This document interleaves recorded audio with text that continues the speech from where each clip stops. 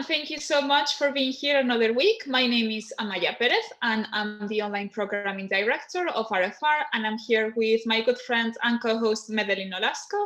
She's usually the RfR Hangout host, but today she's also, well, today and the last few weeks, she has been also the co-host of these RfRx sessions. So thank you so much, Medelin, for taking the time to be here today.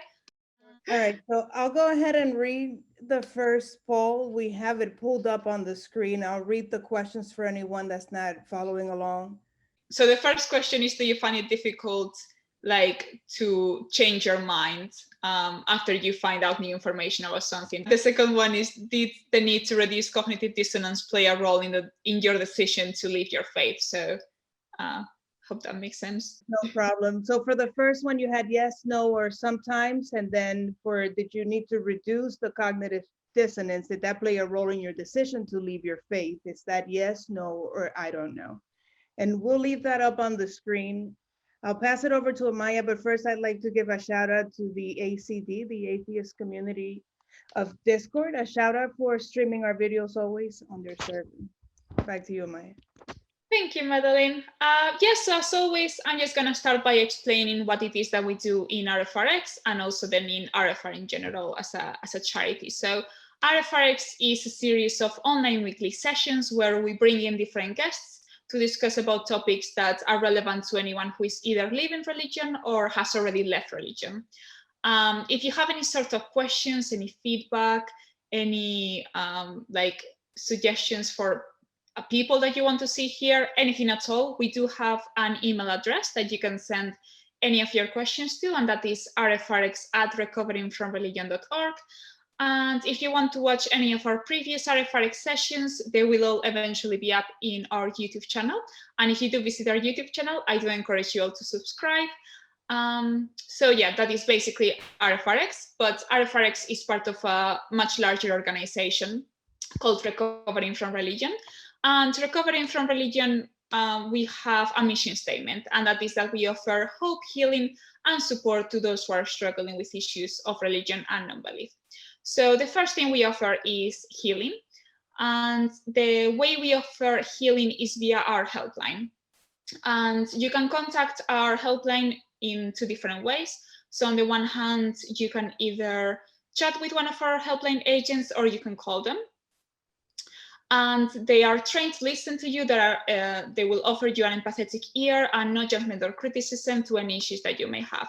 So I do highly encourage you contact one of our helpline agents because they're absolutely amazing. They are trained to, again, just listen to you and help you.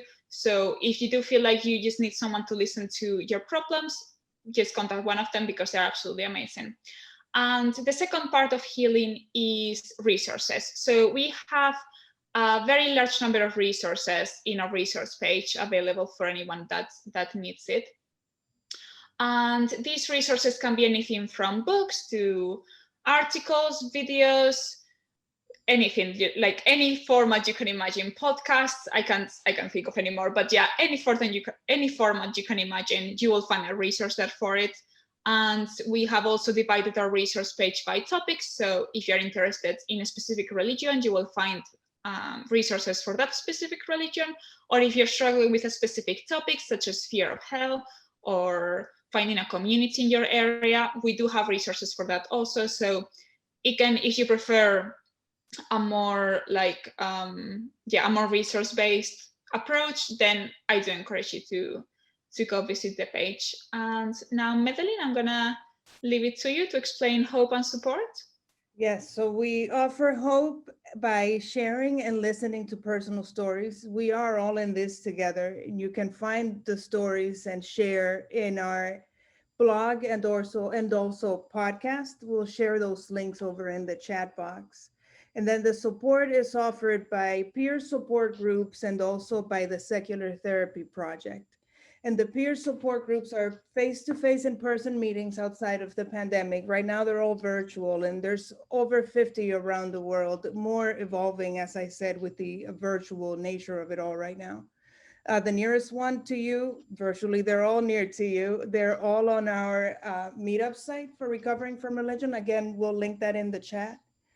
And then the secular therapy project it helps you connect with secular mental health therapists that they're appropriately licensed for maintaining a secular practice and no proselytizing.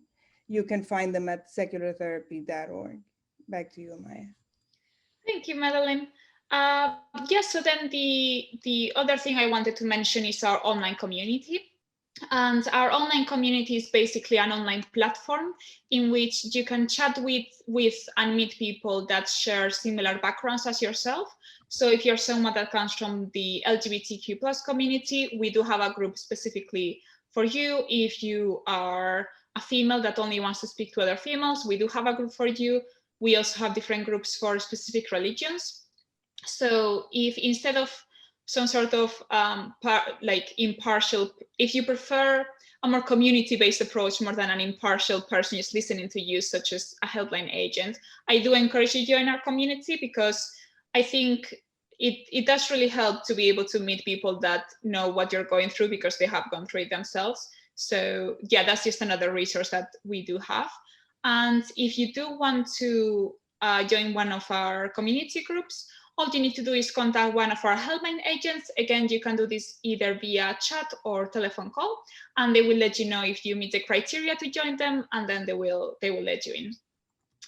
And now, before we go into the RfRx, like the actual RfRx session, I do want to encourage everyone listening to please do join us as a volunteer in RfR. Recovering from Religion is exclusively run by volunteers. All of our speakers, for example, are doing it pro bono, like pro bono for free. I'm not sure if that means exactly the same thing, but for free. They're doing it for free. And everyone here, every single volunteer is just that, is a volunteer. So we do need more, we always are in need of more volunteers in all sorts of different areas. So you could be a helpline agent, you could be a support group director. We're also looking for web developers. So if you're not so comfortable with the emotional side of it, but you do still want to help in a more technical side, we do have a role for you. We really do have just so many different roles. And it's also a great opportunity to develop your skills in different areas. So if this is something that you would be interested in, please do join us as a volunteer, because that would be an amazing addition. You are watching this on YouTube. Every single link that we do mention, it will be in the description down below, including the resources that we mentioned. So now, going back to the actual RfRx session, Medelin, can you please explain the format before we introduce the guest? Yes, of course. So we'll have our discussion with our guest for about an hour. We ask during that time, whatever questions you have, that you type them in the chat box. After the discussion, we'll have a Q&A section where we'll read out those questions and anything else that pops up. That'll be 20, 30 minutes. And after that, we'll have the hangout session without the recording and a different host. And it's more relaxed. Everyone can unmute and just talk. Cool, thank you. Well, then, without further ado, Kayce, welcome. Thank you so much for being here today. For all of you who are new, Kayce is a recurrent speaker in RfRx. We do keep bringing her back, and she's absolutely amazing. For those of you who are longtime viewers, you will already know her, because I think this is like your 5th, 6th session, something like that. So thank you so much for taking the time, and welcome.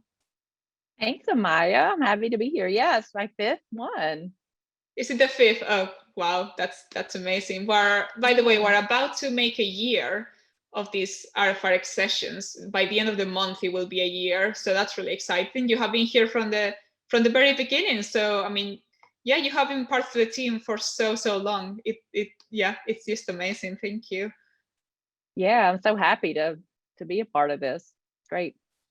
Cool. So I used to introduce like speakers reading their bios, but I realized that it's better if I just do the speakers do their own thing. So do you want to just tell the audience a bit more about yourself, your background, where you're coming from, what we're going to speak about, all that jazz? Sure. Hi, everybody. I'm Kayce, and I'm a licensed therapist in Wake Forest, North Carolina. I have a private practice specializing in perinatal mood and anxiety disorders. I'm a secular therapist. I participate in the secular therapy project as well. And yeah, I love supporting new moms and particularly non-believers, because where I live in North Carolina, there's a shortage of secular therapists around here. So happy to be one of the few offering secular therapy services. And Pretty tonight, sure that's very appreciated. Yeah. Sorry, go on.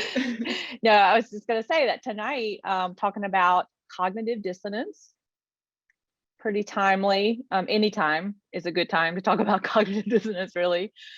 It's a really interesting topic. I wouldn't say I'm an expert at it or in that area, but so I did a lot of research for this talk. I just kind of knew the basics. So I have some really good resources that I can share with you guys if you're interested in learning more. It's fascinating. There's certainly not a lack of information online about it or books on it, but I can recommend some really good ones that I came across in my research.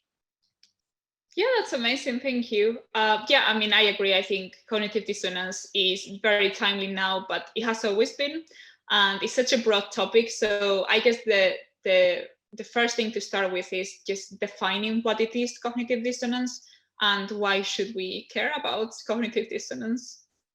Okay, yeah. Well, the main guy who I coined the phrase and who did a ton of research into it was a social psychologist named Leon Festinger. And so his definition is a psychological state in which an individual's cognitions, that's beliefs, attitudes, and behaviors, are at odds. So it's that feeling that you get when you have two conflicting ideas, or you have a belief and you find out information that contradicts that belief, and it creates this feeling of, oh, I might be wrong. So it's that feeling, and we don't like that feeling as humans. We like to know stuff, and we like to be right. So it comes up all the time for us, and our brains naturally do this. We're hardwired to have the need to resolve that feeling of dissonance. So the opposite of dissonance is consonance. So consonance is when, everything's cool and, you're basically feeling pretty confident about your beliefs and what you think and what you know. And dissonance is the opposite of that. When you feel like, oh, wait, I don't know everything. Maybe I'm wrong about that. So basically that's the definition of it. Mm-hmm. One of the books that I highly recommend if anybody wants to read more about this idea is a book called Mistakes Were Made, But Not by Me. And it's by Carol Tavris and Elliot Aronson. And the third edition came out in 2019. And it's just great. And it's very relatable, and it's understand, you can really understand it. You don't need any kind of like psychology degree to know what they're talking about. They have really good examples that everybody can relate to. And so Tavris and Aronson also have their own definition of cognitive dissonance. And theirs is the hardwired psychological mechanism that creates self-justification and protects our certainties, self-esteem, and tribal affiliations. Yeah, that makes sense. So I guess the follow-up question is, why is cognitive dissonance relevant like nowadays? Why should we care about fixing cognitive dissonance? And yeah, because it is a quite uncomfortable feeling, isn't it? And it's easier to just ignore it completely and just get on with your life. So why should we care about it? Yeah, we should care because well, first of all, I think it's important to know that nobody is immune to this feeling. Our brains just naturally do it. Our brains want us to look for, our brains like to sort things and categorize things and keep us safe. And the easiest way for our brains to do that is to look for things that are the same and stay away from things that are different. And so, so we need to know that it's natural for this to come up. And we need to know that it's okay. It's not going to hurt us to feel uncomfortable. That when you're feeling that feeling that I might need to think more about this. Am I making the right decision here? Maybe I should read more information. Maybe I was wrong. If that's something that's coming up for you, it's a good time to explore that a little bit more and sit with that discomfort and know that even though we're hardwired to experience this, we're not, it's the automatic part of it does not apply to what we do next, to what we do with the feeling. So, and we're going to talk about some ways to deal with it. And I think it's important because it's important to have an open mind and to always be willing to learn a new and better way to think about the world. Mm-hmm. So how would you suggest approaching the situation when you do realize that you are like experiencing cognitive dissonance? Because it's a very uncomfortable feeling, as we said, and it can be quite an attack to our egos, I guess, of realizing that there's something that's not quite right. Right. Yeah, I thought I might share a couple of examples that can maybe illustrate the whole idea to people.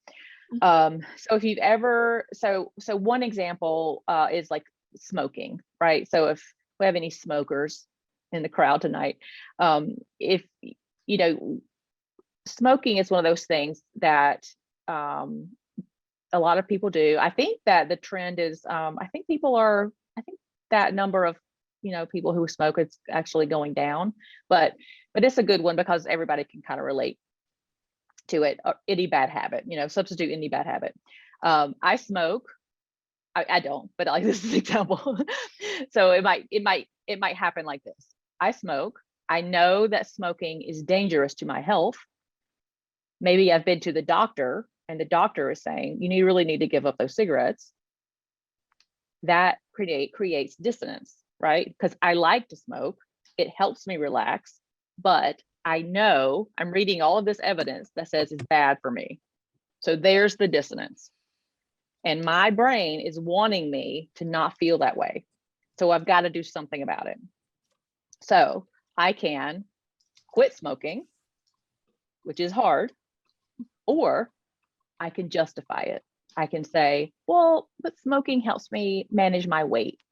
And obesity is a huge problem. I mean, it's probably even more dangerous than these cigarettes. I mean, I could die from like diabetes or something. I mean, obesity leads to all kinds of problems. Cigarette smoking is not that bad when you really think about it. So that's kind of how that goes. Mm-hmm. Another example might be, because it's getting close to tax time here in the US. Maybe you're filling out your income tax forms and you're jotting down all your expenses that are tax deductible. And maybe you play around with the numbers a little bit just to make it come out in your favor a little bit more. And that creates some dissonance, right? Because nobody really wants the IRS to come after them. And it's lying.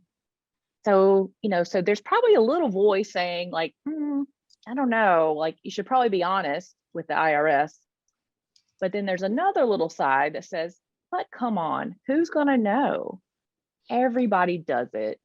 Everybody kind of, fudges those numbers a little bit on their taxes. The government wastes all that money anyway, and they take too much of our paychecks already, don't they? They'll never know, and it's not that bad.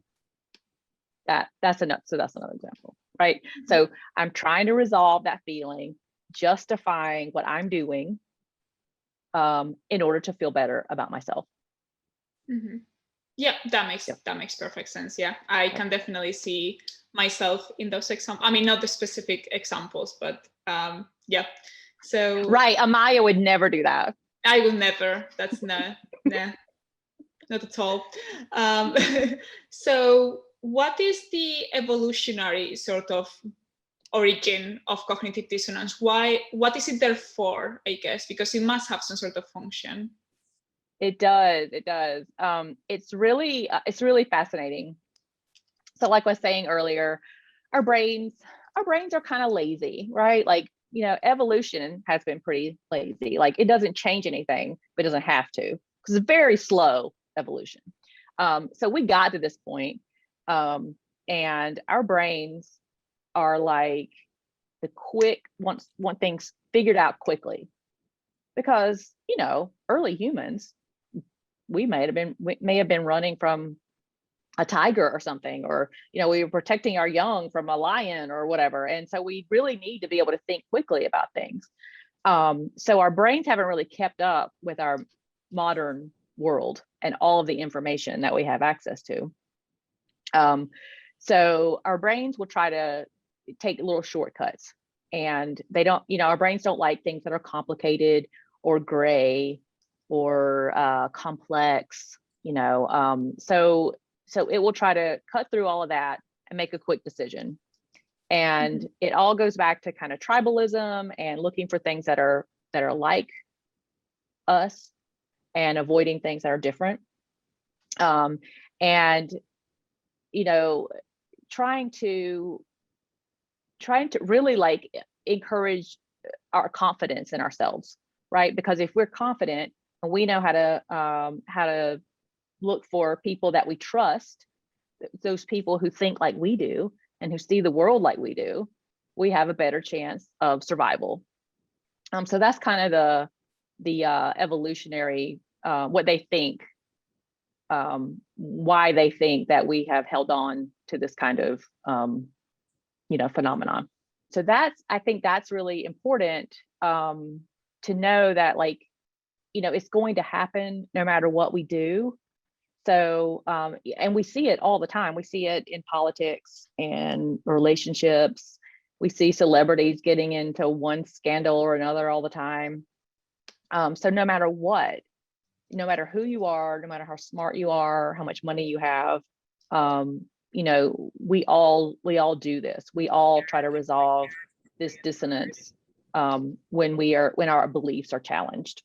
How can we like sort of overcome that kind of evolutionary baggage that we have from our ancestors? Because this is definitely something that I feel like keeps happening. Like, we were evolved to like have a specific function or behave in a specific way, and then that sort of behavior doesn't adapt properly anymore. But our brains aren't able to like actually adapt to our new times, and it keeps bringing us back. So how can we overcome this cognitive dissonance in our everyday lives? Yeah, well, we have to, everything comes back to mindfulness. I feel like I talk about mindfulness in some way every time I do one of these talks. But it really is, the key is to actually stop and, catch yourself when you're feeling this way and sit with that feeling a little bit. It's not fun, but, be uncomfortable and challenge your thinking. And some things you can ask yourself when it happens, am I being lazy right now? Or, am I thinking? Am I trying to take a shortcut to resolve this uncomfortable feeling by just talking myself out of whatever, or justifying, what I just did? And really thinking about your values, right? Because like with the income tax form example, if your values are honesty, integrity, things like that, being responsible, then that can help you kind of talk yourself out of doing the easy thing. Because if you're going to stick with your values, then you're not going to lie. So therefore, I'm not going to lie on my income tax form. Mm-hmm. Something like that. So values is, so just paying attention to what's important to you is a good is a good place to start. Just being, taking some time and telling yourself, like, most of the time we don't have to make these like split-second decisions about things. So you can probably spend some time reflecting on what this decision is that you're making and what you need to do. And if you have done something that you feel like you shouldn't have done, maybe you said something hurtful to your spouse or to a friend, and you're feeling bad about it, pay attention to that, and kind of spend some time just reflecting on what happened. And instead of reducing your dissonance, what else could you do? Is there a way to make it right? That might hurt your pride a little bit, but what if that could be an opportunity for you to grow as a person, or to open up a new line of communication with that person who means something to you? Mm-hmm. If you tell, if one of your values is open communication with people who matter, then, what is a values driven way for you to resolve that dissonance? Well, it's to maybe have a really hard talk with that person, instead of just saying like, well, I'm right and he's wrong, and he's always wrong, and he is always mean to me anyway, and he never keeps his promises. So I'm just, I'm not going to talk to him anymore. Right? Like, because I know I'm right and he deserves to be treated this way anyway. So that's a simple way to resolve the dissonance, right? I'm right, he's wrong. But the more painful way is the way that opens yourself up to growing as a person, and to really deepening, relationships with people. Mm-hmm. Yeah. So time, reflecting, self-reflection, and being willing to change your mind. So being flexible. Yeah, I think the last one is the most difficult part, like being willing to be that uncomfortable, because it's not always easy. And I know that in the description that you offered, you said that there is a relationship between mental health and cognitive dissonance. So can you explain that? Can you explain what that relationship is a bit, please? Yeah, when we seek to resolve or to reduce that uncomfortable feeling in a quick and easy way, sometimes that can lead us to just be really rigid in our thinking, and we tend to start thinking in all or nothing, right or wrong, black or white. And life is just not that way. It's very gray and complex. And, think about the relationships that you're in. They're probably complicated. You are complicated as a human. When you sit down to go on social media, think about all of the information that's coming at you that you've got to filter through, and the ads that are targeting you, and all of that. Like, it's overwhelming to be a human in these modern times. So we can start to experience anxiety from all of that, from constantly trying to resolve this dissonant feeling. And so I think just taking a moment and being more mindful can not only help us reduce that dissonance in maybe a constructive way, in a healthy way, but can also help us relieve any of that depression or anxiety that's coming up for us. Mm-hmm. And it's important to know the link between resolving dissonance and self-justification, right? We have this need to justify what we do, and there's a purpose to that too, because if we didn't, we would, if we didn't have this need to justify our decisions, we would agonize constantly over every single decision that we have to make. And, you know, this kind of goes back to the evolutionary theory too, that we get caught up, you know, deciding what to have for lunch and just, you know, being in a panic about it. So we have to make, you know, quick decisions sometimes.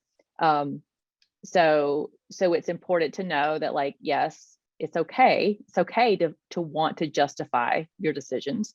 But also to know that when we're mindless about it, and we make snap decisions and we're constantly justifying what we've done, to save face, then, you know, that leads to disaster for us, for our relationships, for maybe our jobs, for finances. You know, when you really want that fancy car and you know you can't afford it, but you're talking yourself into it because, I mean, that new car smell, come on, like, who doesn't want that? And, you know, you just are constantly like talking yourself into it because all you can think about is, you know, seeing yourself driving around that sports car. But to resolve the dissonance in a slower, healthier way would be to think about your budget and maybe what your spouse might think about this huge purchase. And if there's a slower way to get what you want, maybe you save up for the car. Maybe you go around to different dealerships and check out the different prices before you make your decision.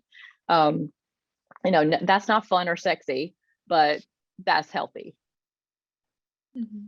Yeah, I mean, as a control freak myself, I do like to try to keep everything under control. And I feel like sometimes with cognitive dissonance, you're just not aware that you are in a state of cognitive dissonance until someone points it out to you. So do you have any sort of tips on how to sort of realize? I know it's a bit of an abstract question because it's very difficult to just become aware of something that you're unaware of, but if there's any sort of advice that you can provide in that topic, because I think I'm sure all of us in the audience, we do appreciate truth and we all want to know more truth facts about the world, and sometimes it can be difficult if you are struggling with cognitive dissonance. So yeah, and I think with our crowd here, we tend to appreciate science, right?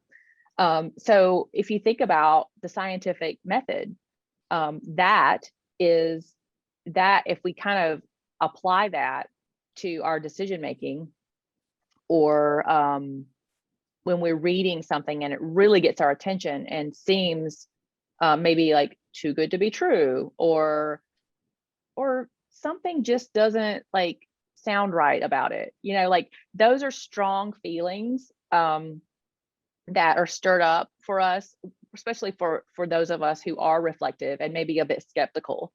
So pay attention to that, and, you know, use a scientific method to kind of work your way through something that you're reading, and check out the sources of where this information is coming from.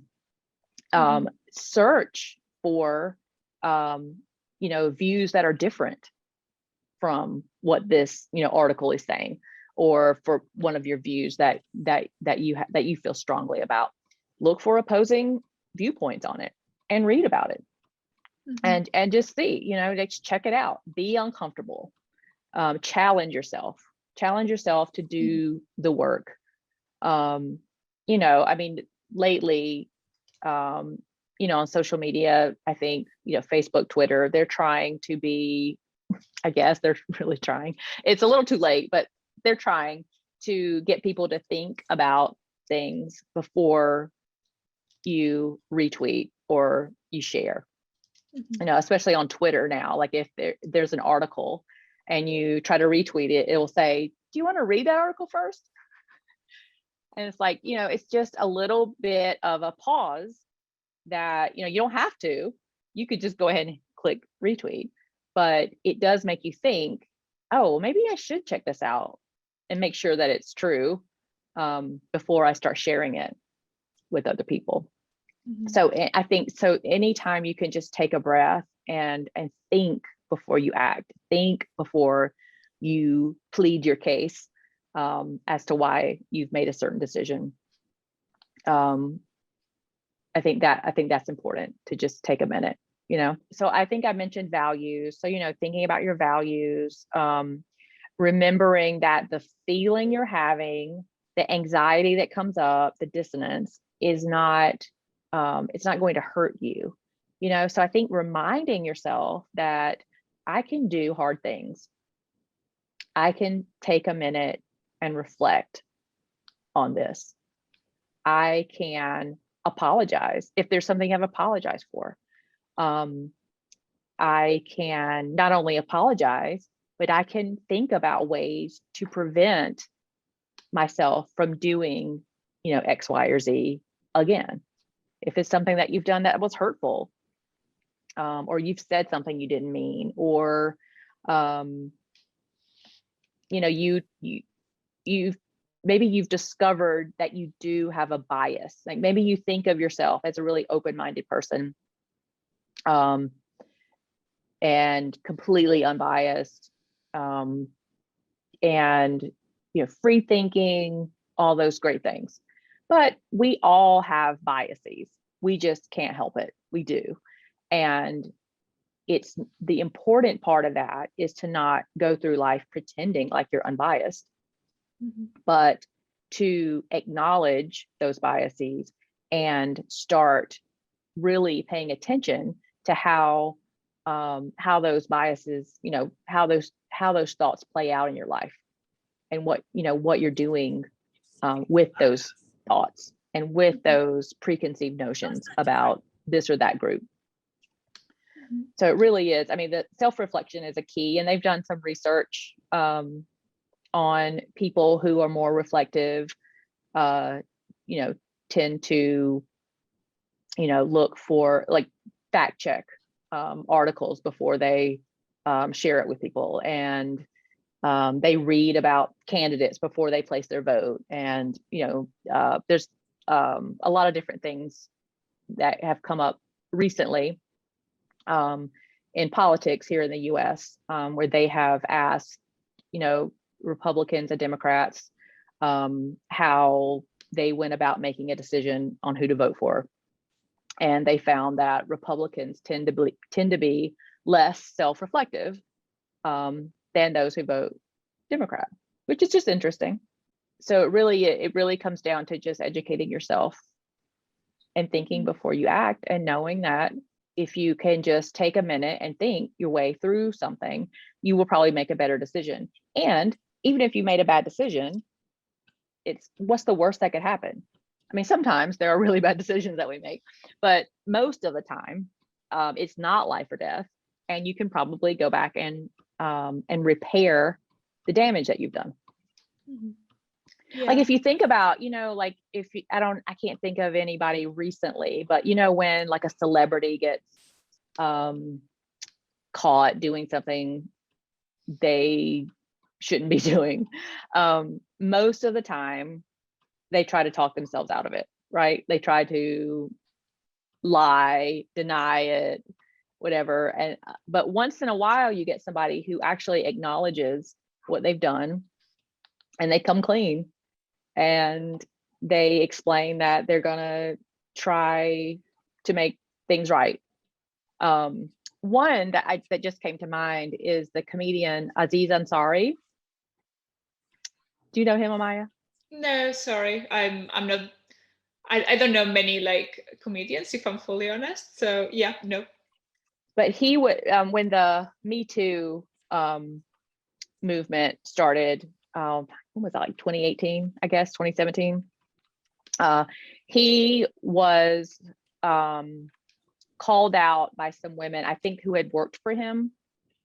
And he had said some, you know, like male chauvinistic things. I don't think it wasn't rape or anything like that, but he had made some sexist comments, and he got called out for it. And he released a whole special on, I think it was Netflix, basically owning up to it and talking candidly about what happened, and admitting that, like, you know, he was kind of a douche, and, you know, he wanted to talk about it and not just explain away you know, why he did it or why he was right, or, you know, she was lying or he said, she said, but really just owning what he did and saying, you know, I don't know all the answers, but I'm going to try to be better. And he did it in a funny way in front of an audience. And I don't know, I just thought that was really brave. And that's something that we can all kind of take a lesson from, you know, like we're all going to make mistakes. It's okay to make mistakes.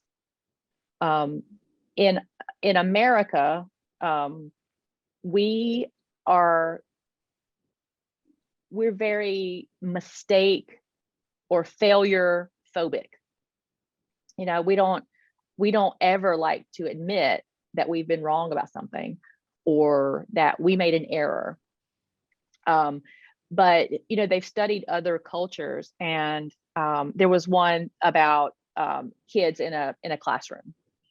And in Japan, they watched a kid work on a math problem for 45 minutes, and the teacher didn't stop him. And he kept making mistakes, and then he would go and erase it, and then he'd think some more about it, and then he'd go back, and then he'd start over again. And he stood there at the whiteboard and worked his way through it for 45 minutes until he like got the answer.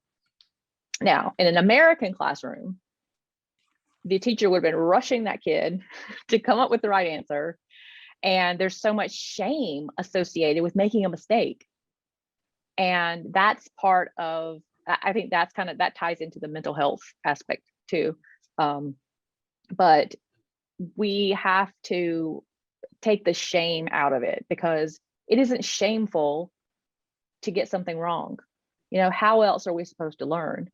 And we have to be okay with messing up, really, because that way we learn from those mistakes. If we don't ever make a mistake, how are we supposed to get better at something? And so I think it's a cultural shift that also has to happen. It's not just up to every one of us, but it's up to, you know, us as a society to encourage people to try new things and think in different ways, and, you know, see the world in a different way and appreciate a different viewpoint, and go ahead and, you know, fall on your ass, but at least you tried, and you learn every time. You know, if you think about it, you can probably remember things that you failed at or mistakes you've made and how much you grew from that experience. But we aren't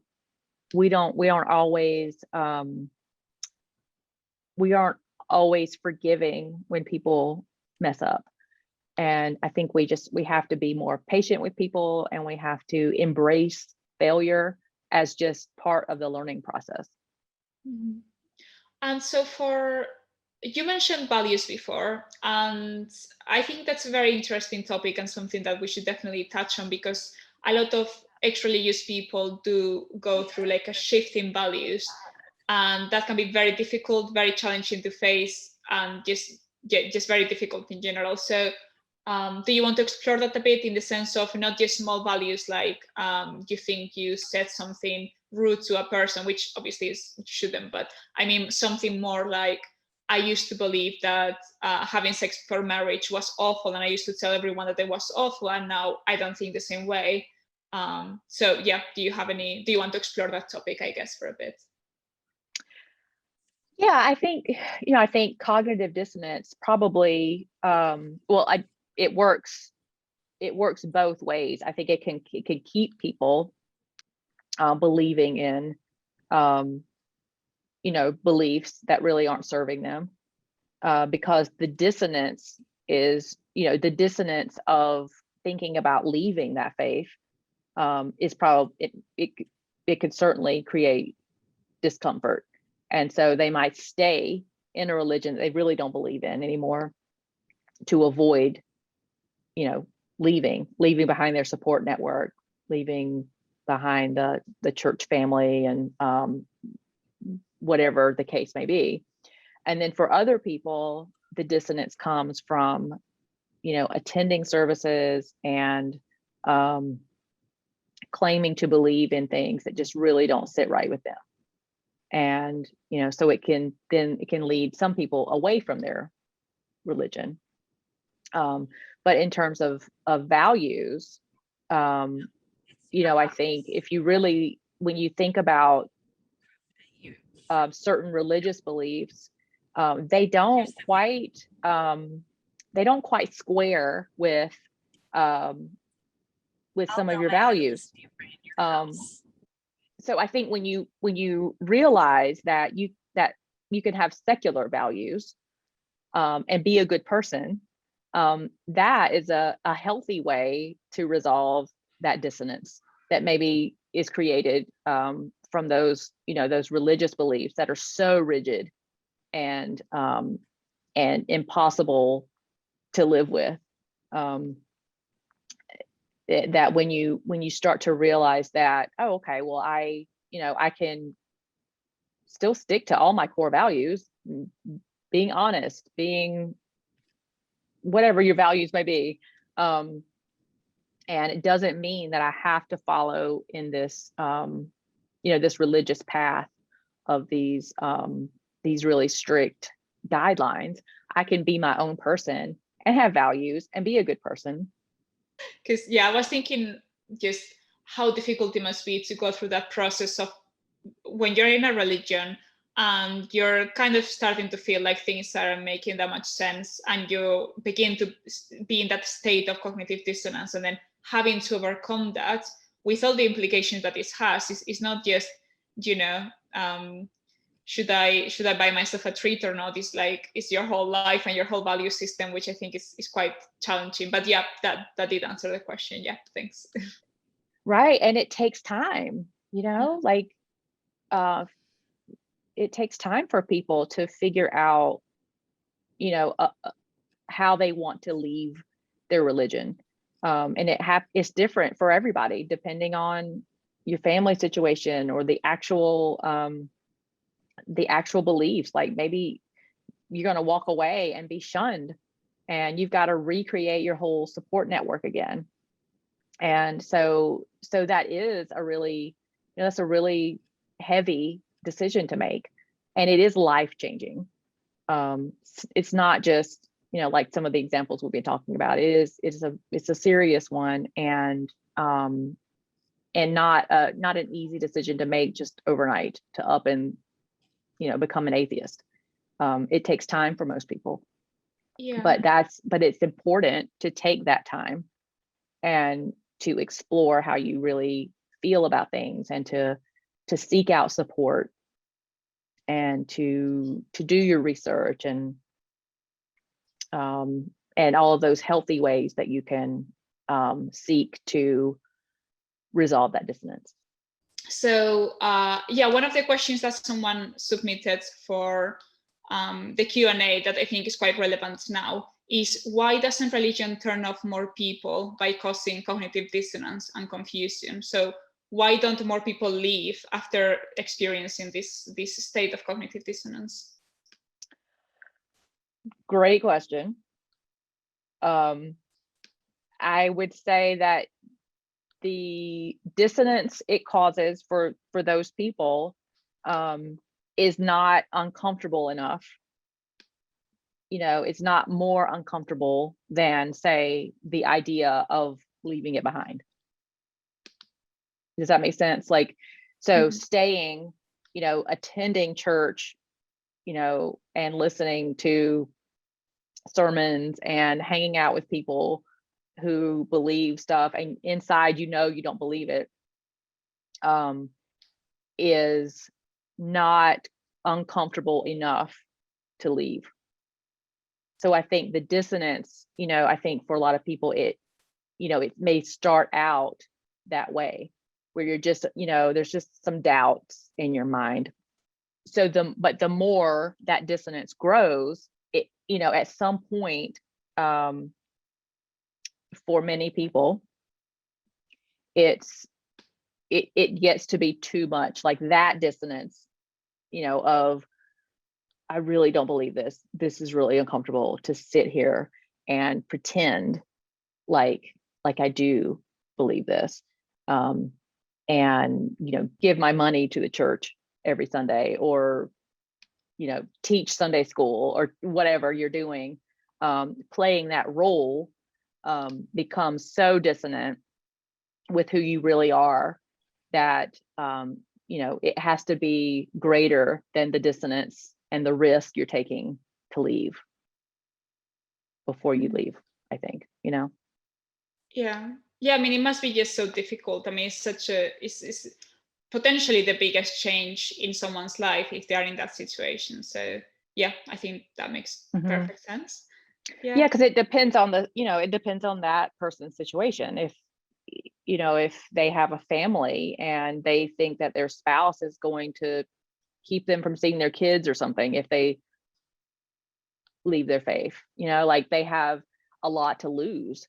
So they have to be very careful about leaving. Or if it's a religion where your life may be at stake, if you live in a country where, it's not okay to be a secular person, then,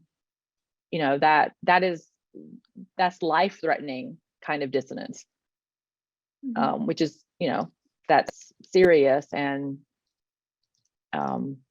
yes, I think that's why that happens. I think that's why people get stuck. And what about when you perceive cognitive dissonance in others? Because I guess, it's one thing to see it in yourselves. I think it's much easier to see it in other people because we all love to feel like we know more than anyone else. So do you have, I guess, could you explore that topic of how to approach that, but in a respectful way, in a way that's not too invasive, because it can be quite easy to just become quite like arrogant and snappy about, I'm right and you're wrong. So if you do see someone that's in a state of cognitive dissonance, how do you approach that person? Yeah, so you're talking about like if you are like, if you have an encounter with someone who is like very dogmatic and trying to like maybe preach to you and you're feeling that dissonance, or is that kind of what you're talking about? It could be, yeah. I think, it can take so many different forms. I was specifically picturing like an argument that you're having with someone and they're saying something that makes no logical sense. So they're obviously in a state of, cognitive dissonance. So yeah, in that sort of sense, but it can be definitely applied to a religious family member for sure. Yeah, well, yeah, and I think, so say with religion, or say with, somebody who believes, that COVID is a hoax, or maybe they've been, maybe they're into some kind of like online scam where, they're giving their money to somebody and thinking they're gonna win a big prize or something. And you're just like, how can you believe this, right? Like for you, the dissonance is, I thought you were a smart person. How can you be falling for this, right? And it's very tricky. It usually doesn't help to say what you're thinking, which is, are you stupid? Right? That's not going to get you anywhere. So there's a couple of resources I want to mention that have to do with this. The streetepistemology.com is a really good website. Yeah. And there's an app called Atheos. It is so cool. I just found this out. I just found out about it, but it's been out for a while. I think the Center for Skeptical Inquiry, is that the Richard Dawkins Foundation? I can't remember what it's called, but I think they funded it, and it's free on the App Store or the whatever the other one is, the Android store. And it takes you through, it's a whole course on how to talk to people who have differing beliefs. And it gives you options. And that's the key, I think, to know that like there is not just one way to do it. And it's okay to walk away from somebody when you feel like you're not getting anywhere. Mm-hmm. Sometimes that's the best answer, and maybe that's not the easiest way to resolve your dissonance, but sometimes it's the smartest thing to do. the easiest way is probably just to say like, well, you're stupid and I can't talk to you anymore and walk away. But if you, just simply like, say, I don't have time to talk about this right now or whatever. So that's one thing. So definitely check that out. But another way to talk to people is by getting to the values aspect again. So like if somebody is coming to you and telling you about, this brand new essential oil they found that cures cancer and will keep you from ever getting another cold, and it builds up your immune system so you won't get COVID, and you don't need that silly vaccine. Just take this essential oil and rub it on your wrists every night or diffuse it or whatever. And you're like, that's not accurate. I don't believe that science has proven that. That's what you want to say. But if you get more down to the values of the person, so maybe this person values maybe science. I don't see how you would value science and still fall for that, but maybe you can take the scientific method and kind of walk them through that. Or if they typically feel like they're pretty smart, then you can come at it from like an intelligence kind of angle. But other times you just have to walk away. Mm-hmm. Yeah, I love that you mentioned in the resources street epistemology, because we actually had Anthony Magnabosco, I think it was a couple of days ago, and I see him in the audience. Thank you, Anthony, for coming back. And he did a fantastic topic on this. So if anyone is interested in it, it will be up in our YouTube channel eventually. And it was really, really good. It was like an intermediate level, like epistemology brief session.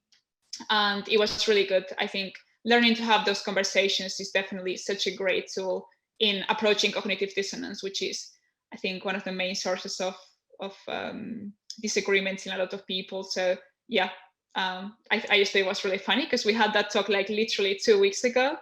And yeah. I also didn't know about the app, but I'll make sure to download it.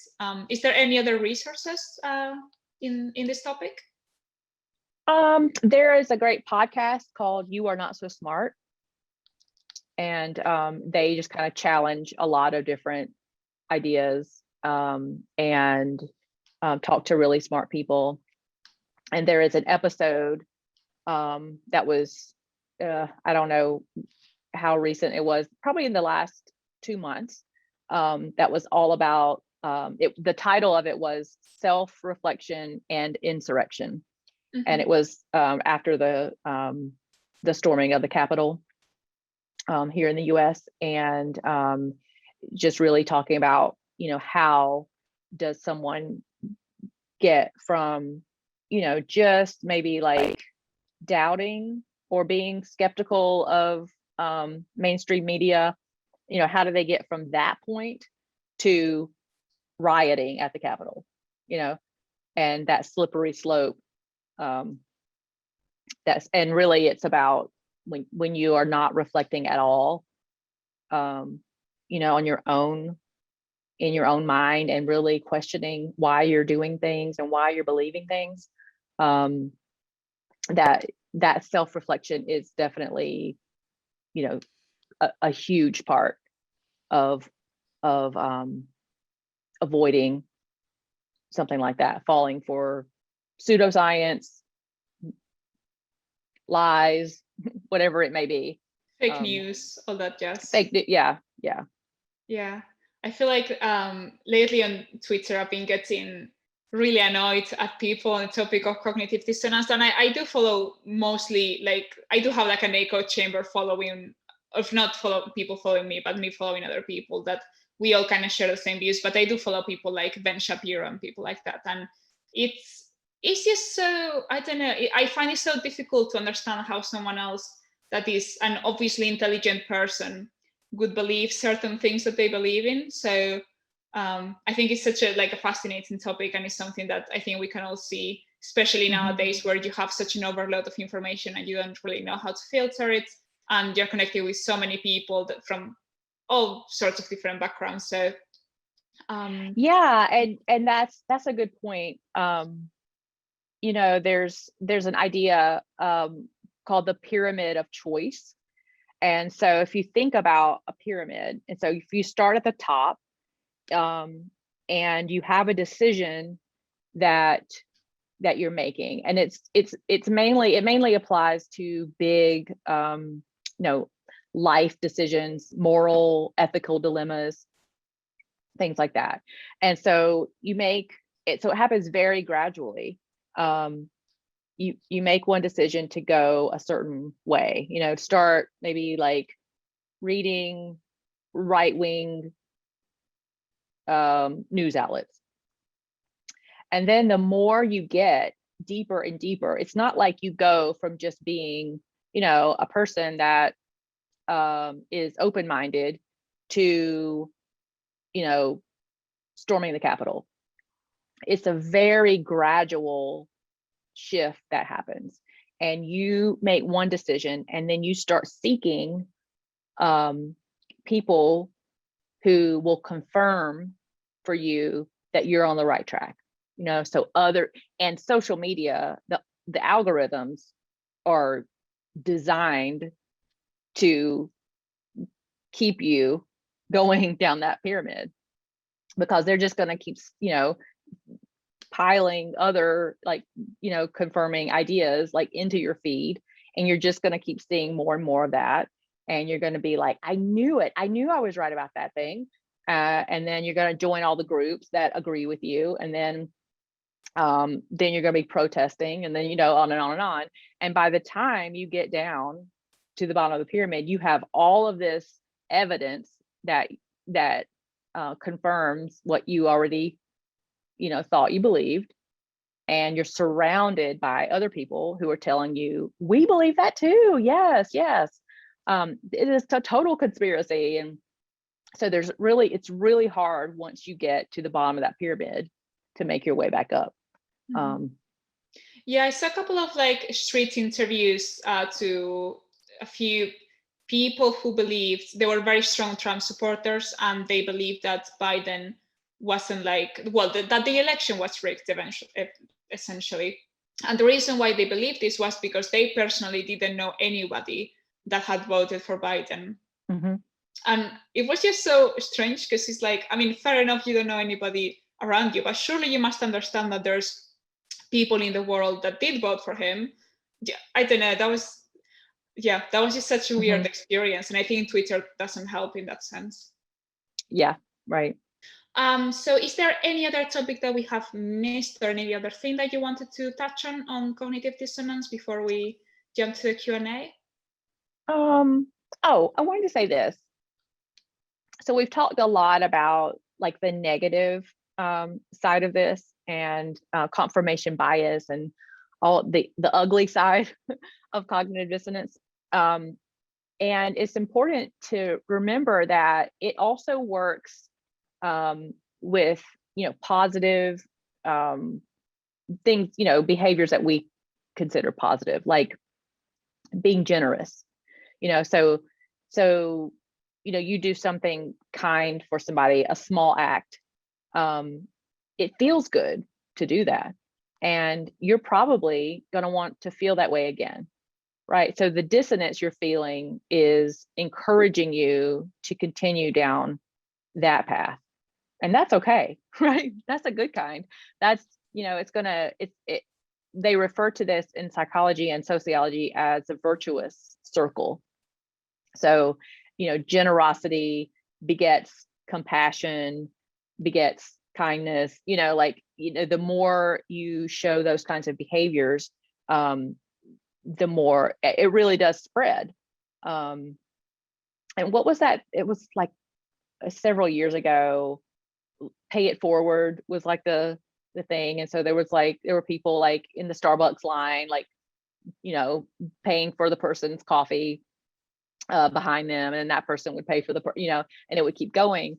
And that's kind of cheesy, but it really is a thing that happens.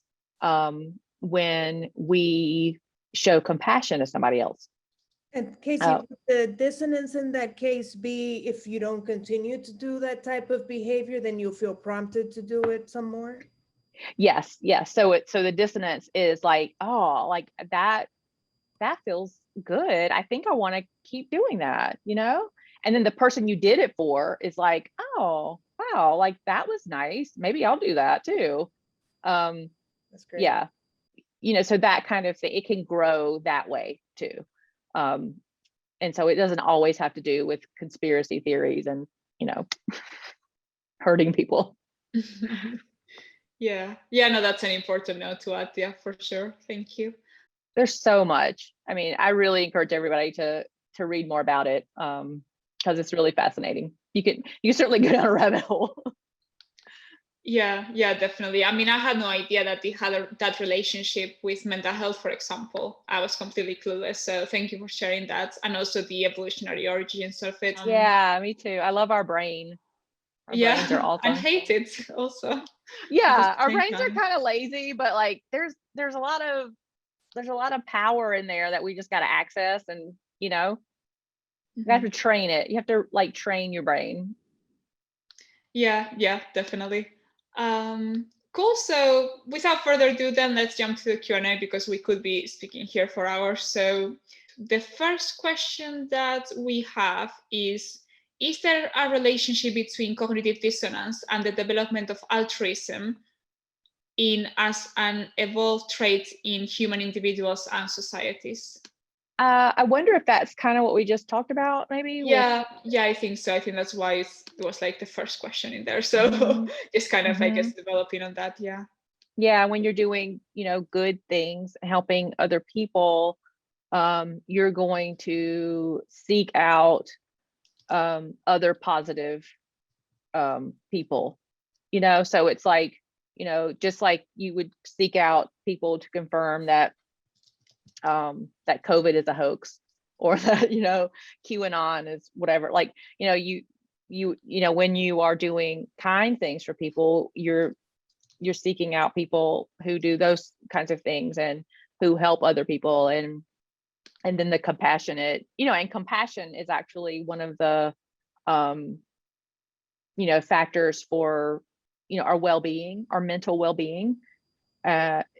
Compassion and gratitude are two of the biggest factors for just being, happy.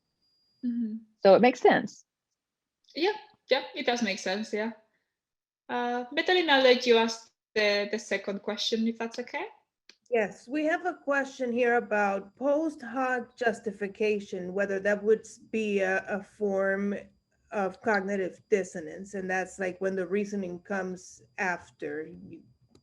Yeah, like that's the idea that we do something, and then we get called out for it, and then we say, well, I was going to do that anyway, or I can't think of a good example, but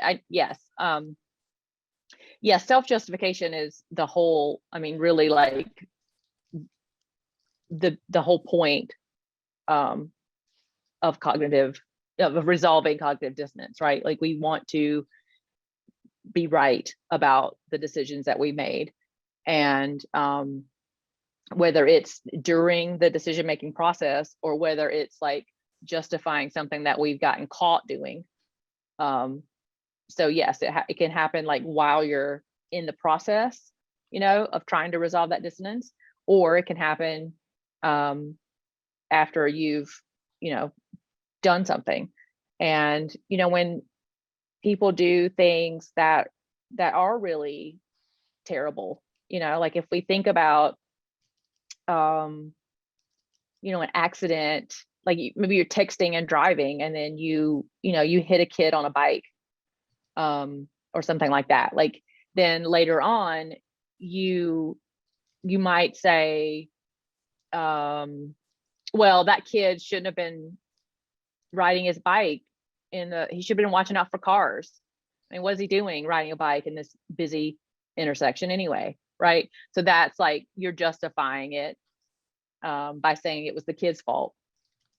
But, a healthier way, a more, constructive approach to that would be to honestly look at what you were doing and owning up to it, and, not carrying it around for the rest of your life, but really taking some time to think about your responsibility and making sure that you avoid texting and driving in the future. Thank you. The next question I really like, but I also think it's a bit difficult. So it's, how do you overcome the view of free will as an illusion?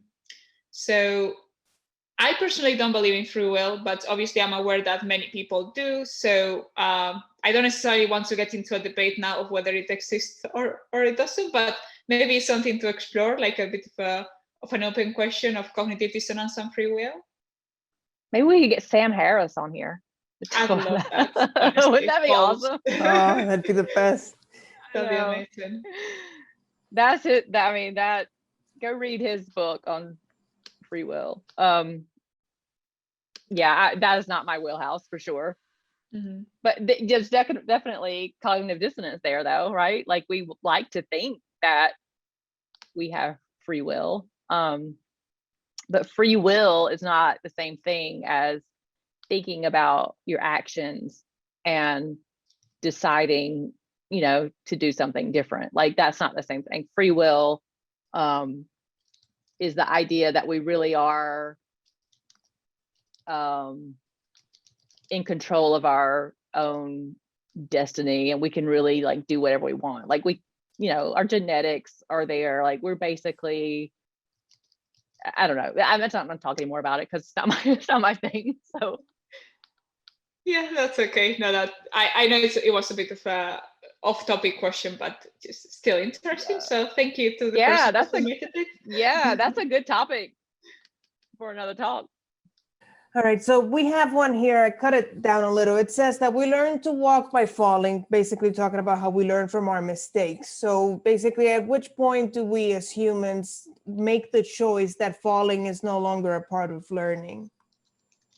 I think that's a cultural phenomenon, really, because if you look at other cultures, falling, as in making mistakes, failures, that's seen as just, part of learning. Part of the learning process is messing up.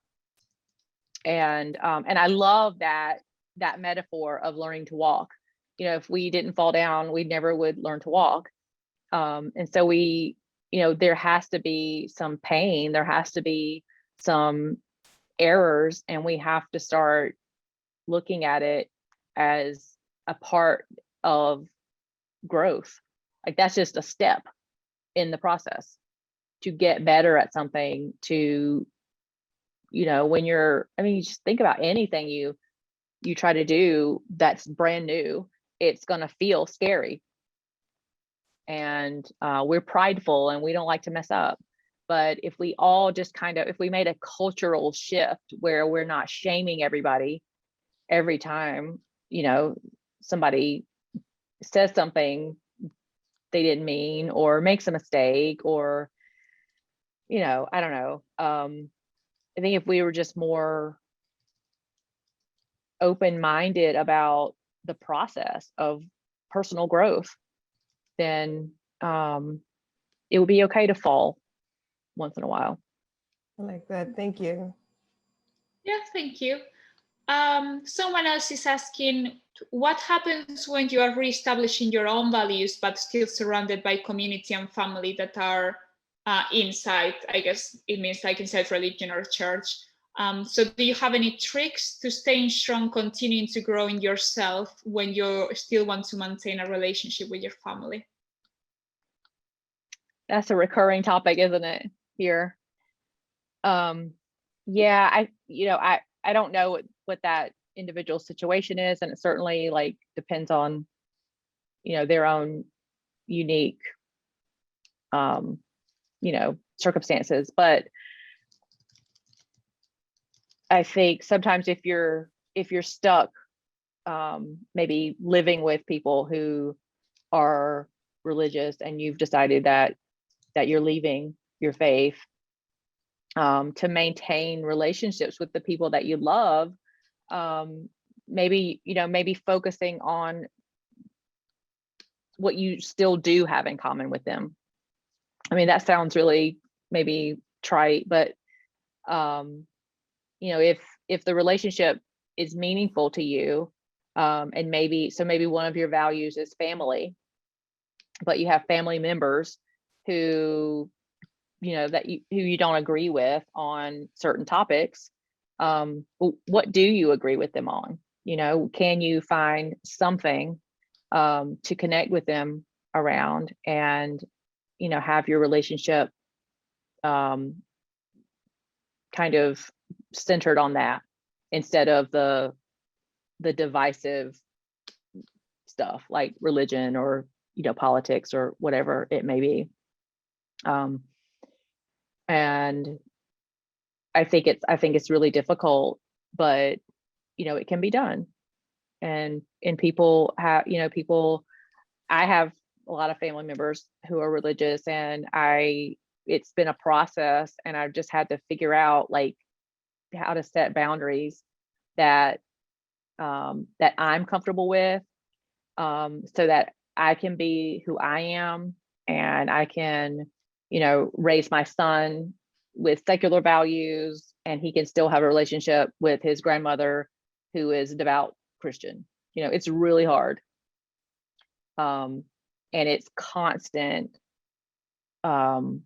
work and reassessing and reminding, people of the boundaries, and just, it's not just like a one-time conversation that you have. It's ongoing, and I think everybody's different, and everybody has to figure out what they feel safe with, and what's okay, what's not okay. Communicating with the people in your life about it, and knowing that whatever they have to say is their view. Like, that's their problem. You get to decide how you want to live your life and the boundaries that you're going to set for yourself, and you can change those. Maybe you set one limit, and then you decide that it's not working for you anymore, and you just set another one. It's a constant process. Mm-hmm. Yeah, no, thank you for sharing that. On that topic, last week we had Rebecca speaking about how to keep relationships with like in-laws and extended family who are religious. So if this is something that you're struggling with, and I know that this is a very common, as you said, a very common topic in our audience, the talk will be uploaded to YouTube. So if you feel like you could use an RfRx talk on that, we have had one on it, and it was really good. It was really helpful. It was really, just really honest discussion about it. So I know this is such a difficult situation to be in. So I think RFR definitely has resources for you if this is something that you're struggling with. But I'll ask Medelin. Seek support. Like, stick with RFR. They'll be your support system. That's the plan. Yes, we're here. So there's another question that I find interesting. It's about the smoking example. It's asking whether it has to be cognitive dissonance, or could it be cost benefit analysis? Yeah, I think those are kind of related. Because the cost to you, you decide how, your own kind of risk, like if you're not concerned about your health or whatever, like that's not going to really be a lot of dissonance for you.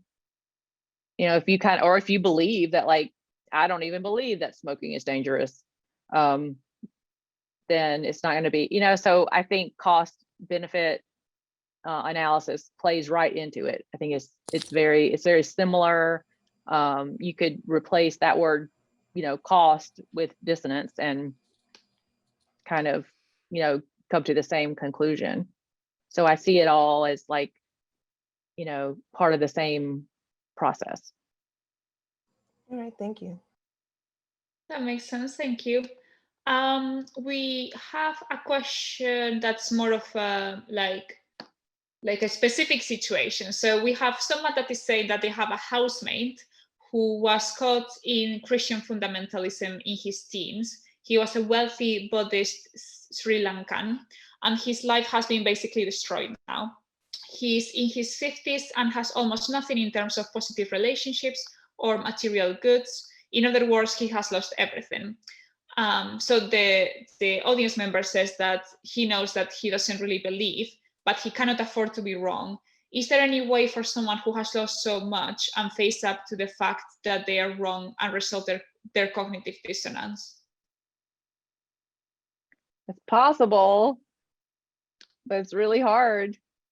That's kind of that, that's that pyramid of choice thing, where once you've, justified every decision that you made, and you have a lot at stake, it becomes, way harder to walk back and, change your mind or admit that you were wrong.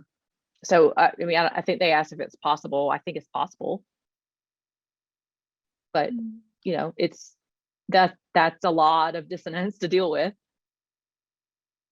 Yeah. But yeah, it can be done for sure. I think you have to reflect. I'm sorry. No, you go ahead, Kayce. No, that that would take a lot of reflection, and that person would need a lot of support, I think. And they'd have to be willing to, admit that they were wrong, and that they need support of other people. They might have to give up the support of people who are going to shun them once they walk away. So it's very complicated and a long process. But yeah. This one has to do with the school system teaching these critical thinking skills. Is that something that if we were taught in school, like would there be less of it, or can it even be taught? Oh gosh, yes. I think yes. Absolutely. This starts so early, especially what I was saying about making mistakes. We're not, we're so focused on testing. Well, in the US anyway, I can't speak to the rest of the world, but in our education system, we have these, ideas or core lessons or whatever areas that kids have to master before they move on to the next grade, and it's all about these standardized tests, and the teachers are judged based on like how many kids in their class passed or failed, and or the scores that they get. And it is, I just think it fosters this idea of passing or like mastering the test for the score, or getting into a good college because I want the prestige of saying I went to this college or have this degree. And I think it would take a lot of work to change it, but I really think that we should focus on that teaching kids to think for themselves, which means, when you think for yourself, you're going to make mistakes, and it's okay. And you have to learn. I think we'd see less anxiety as a whole in our culture if we just allowed kids to play around and learn and fall down, like using that person's learning to walk analogy, not punishing them or shaming them for getting something wrong, and just embracing failure a little bit more. Yes, Perfect. thank you. Yeah, thank you so much, Kayce. That is all the time we have for questions today, I'm afraid. But thank you so much for taking the time to be here today. Next week we are going to have Daniela Sousa, and she's going to talk us about the existential crisis that you can get after you have children. And I think that's going to be a really interesting one. I'm not a parent myself, but I think it's still like a fascinating topic. And she's going to tell us a bit about how do you deal with raising a child in terms of values, in terms of how to expose them to the world, and what is a person, what it takes to make a person, all that. Yes. So if this is something that you're interested in, you can join us again next week. It will be same time, same link. So yeah, highly encourage you guys to join us. If you want to send us any questions, any feedback, any sort of ideas for any speakers or anything at all, we do have an email address that you can write us to. So that is rfrx@recoveringfromreligion.org. With that said, I'm going to let our fantastic founder of RFR and director, Dr. Ray, have his 1 minute of whatever it is that you want to talk about, really, Dr. Ray. The floor is yours. Kind of a softball to Kayce. So my very first psychology course I took inspired me to do an experiment on Leon Festinger's concept of cognitive dissonance. So I designed this beautiful experiment, go into a sophomore psychology class and do my experiment on the psychology class to show that it was really a thing, and I utterly failed. My very first experiment was a total bust. In fact, I practically got laughed out of the class when everybody knew what I was doing. Oh, wow. So you failed at a cognitive dissonance experiment Yeah. and experienced some cognitive dissonance. Oh, I sure did. Maybe I shouldn't be a psychologist. That's awesome. Actually, I went on to be a minister, or try to be after that. I just finished reading Leon Festinger's book, When Prophecy Fails. He wrote that book in 1954 based on a true cult. Yes. A true cult. And elements of that cult still exist today.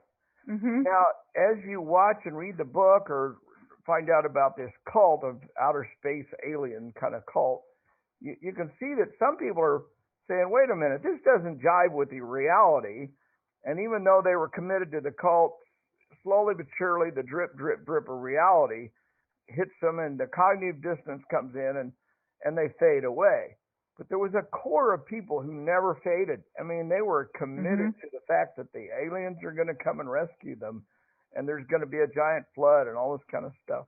It's a fascinating book to read because it's very specific in outlining what each person in this cult, it wasn't a very big cult, was doing and how they behaved. And the internal observers, they had like 4 internal observers that were Confederates. It's an amazing book to read. So if you want to see cognitive dissonance in action by the man who coined the term, that would be the book to read. It's called, and you can get it very cheap on Amazon. I think it's like a couple bucks on Kindle. Anyway. Yeah, that study is fascinating, Darrel. And the interesting thing was, how the believers, her father, Marion Keach, was the fake name that he used in the book, but it was really Dorothy Palmer, I think was her name. Yeah. But yeah, so she had these people believing that the world was going to end, they were getting rescued by the spaceship, and then when it didn't happen, they doubled down and were like even more, because she said, well, look at our faith saved us. God decided to spare humanity. Look what we did because of our faith and how strongly we believed. And so, like, she got even more. Yeah, it's crazy. And it flipped because before the prophecy, they were not proselytizing. When the prophecy failed, they went out and proselytized like mad. And if you go back and read some of the early history of the Jehovah's Witnesses or the Seventh-day Adventists or some of those other cults like that came out of the 1830s in the United States, it's exactly the same. And Leon Festinger was interested in, he'd already studied all these things. He'd studied the Methodist movement, and all, there's been hundreds of cults, of course, and he'd read about them, but no scientist had ever had the opportunity to get real up close and personal. And he and his infiltrate were able to infiltrate and actually watch this happen. So it wasn't just hearsay or after the fact or any of that sort of stuff. Anyway, thank you, Kayce. This was a fascinating talk. It really stimulated me. I'm sitting here thinking I could talk all night about this shit. Yeah. I do want to say one thing to all of our viewers, and that is there is an interesting thing for you to learn to pay attention to, and that is your post hoc explanations for your behavior. You can almost, when you do something and it has the wrong result, you get the wrong outcome, it doesn't get the desired result, you oftentimes turn around and rather than analyzing it scientifically or carefully or with the help of competent observers, you just explain it away. And so the problem then becomes you feel the dissonance between, oh, I didn't get the result I wanted, and yet my intentions were good. So what you do is you explain away what you just did without really learning from it, and so you will make that mistake again. So in this sense, cognitive dissonance is a signal. It's a red flag. Say, pay attention, analyze what you did, analyze not just your intentions, but your actual behavior and its effect on the real world. So that would be my little extension of what you were saying here, Kayce. So thanks a lot so much for doing this, Kayce. Always love having you back. You always stimulate lots of thought. So for everybody here, as you know, we're all 501c3. We need funds in order to make this kind of thing happen. So if you got an extra few bucks, we'd appreciate if you go online and hit the donate button. If you'd even do it a monthly donation, that helps us budget year to year. We've got big growth plans for the next year. After we get out of COVID, we are going to hit the ground running. We are ready to go. Also, if you're interested in volunteering, then hit the volunteer button, go through the process. We have a lot of volunteers on here tonight. If you just want to know what it's like to volunteer for RfR, text somebody or chat in and ask one of the volunteers that answers, what's it like volunteering? And you can tell if it's something you'd like to do. So anyway, thanks again for attending tonight, and I'll turn it back to you, Amaia. I'm sorry I took a lot longer than normal. Yeah, when you said you were going to take a while, I was already just bracing myself for impact. So, but thank you for sharing that message, Dr. Ray. That's really cool. So yeah, I just encouraging everyone to join us as a volunteer. It's a great community. So yeah, it will be amazing to have you in the team. I had a couple of people messaging me saying that they want to join. So please do. That'd be great.